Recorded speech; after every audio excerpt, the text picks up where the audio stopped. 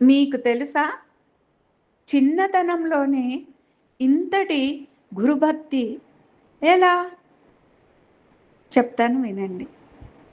మహాభారతంలోని ఆది పర్వం ప్రకారం ఉపమన్యుడు అనే శిష్యుడు ఆయోధ దౌమ్య మహర్షి వద్ద విద్యాభ్యాసం చేసేవాడు. ఉపమన్యుని క్రమశిక్షణను, గురుభక్తిని పరీక్షించడానికి ఆ గురువు ఆయనకు ఆశ్రమ ఆవులను కాచే బాధ్యతను అప్పగిస్తారు. రోజంతా అడవిలో ఆవులను కాసి సాయంత్రానికి ఆశ్రమానికి తిరిగి వచ్చే ఉపమన్యుడు ఎంతో ఆరోగ్యంగా, బలిష్టంగా కనిపించేవాడు. దాంతో గురువు అతని నిష్టను పరీక్షించడానికి వరుసగా కొన్ని ఆంక్షలు విధిస్తారు. నువ్వు ఎలా తింటున్నావు అని గురువు అడగ్గా ఉపమన్యుడు భిక్షాటన ద్వారా ఆహారం సేకరిస్తున్నట్లు చెప్తాడు.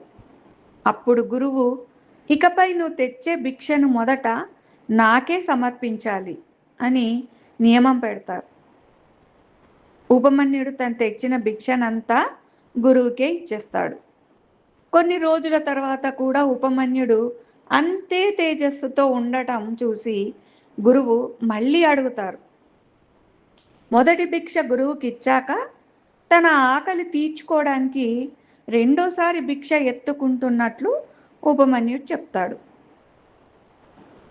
గురువు దాన్ని కూడా నిషేధిస్తూ ఇది ఇతరుల హక్కును కాలరాయడమే అని ఆపేస్తారు.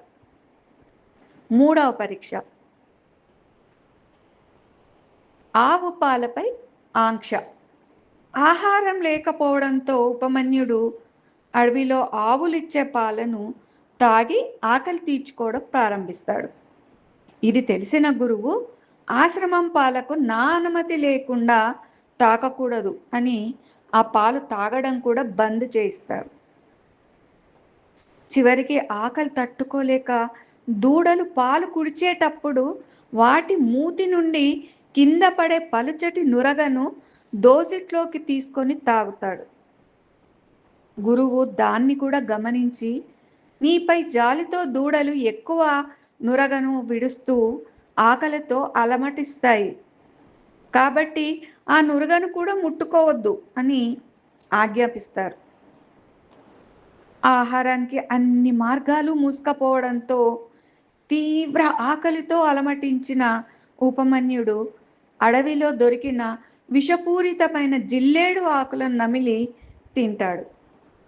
ఆ చెట్టు పాలు కళ్ళల్లో పడటంతో అతనికి క్షణాల్లో చూపు పోతుంది. చూపు లేక అడవిలో తడుముకుంటూ నడుస్తూ ఒక పాడుబడిన బావిలో పడిపోతాడు. రాత్రి అయినా ఉపమన్యుడు రాకపోయేసరికి గురువు దౌమ్యుడు కంగారుగా అడవికి వచ్చి వెతకగా బావిలో నుండి ఉపమన్యుని గొంతు వినబడుతుంది.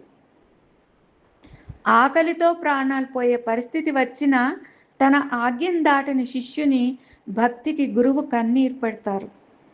వెంటనే దేవవైద్యులైన అశ్విని దేవతలను ప్రార్థించమని గురువు ఉపదేశిస్తారు. ఉపమన్యుడు చేసిన స్తోత్రానికి మెచ్చి అశ్విని దేవతలు ప్రత్యక్షమై అతనికి చూపు తెచ్చే ఒక దివ్యమైన ప్రసాదాన్ని ఇస్తారు. కానీ ఉపమన్యుడు నా గురువు గారికి నివేదించకుండా నేను దేనిని తినను అని నిరాకరిస్తాడు. అతని పరమ గురుభక్తికి సంతోషించిన అశ్విని దేవతలు అతనికి చూపును ప్రసాదించి బంగారు పళ్ళని ఇస్తారు. గురువు దౌమ్యుడు అతనికి సమస్త వేదాలు, శాస్త్రాలు శ్రమ లేకుండానే లభించేలా పరమశ్రేష్టమైన వరాన్ని అనుగ్రహిస్తారు. అందుకే అంతటి మహాశివుడి భక్తుడై ఆ దేవదేవుడిని కూడా ఆకట్టుకున్నాడు, తన వద్దకు తెప్పించుకున్నాడు.